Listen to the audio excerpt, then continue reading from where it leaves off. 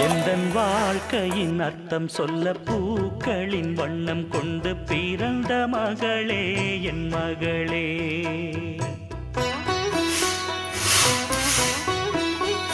நான் வாழ்ந்தது கொஞ்சம் அந்த வாசத்தில் வந்துதித்து உயிரில் கலந்தா என் உயிரே. உன் பூவிழி குறுநகை அதில் ஆயிரம் கவிதையே. எந்தன் வாழ்க்கையின் அர்த்தம் சொல்ல பூக்களின் வண்ணம் கொண்டு பிறந்த மகளே என் மகளே.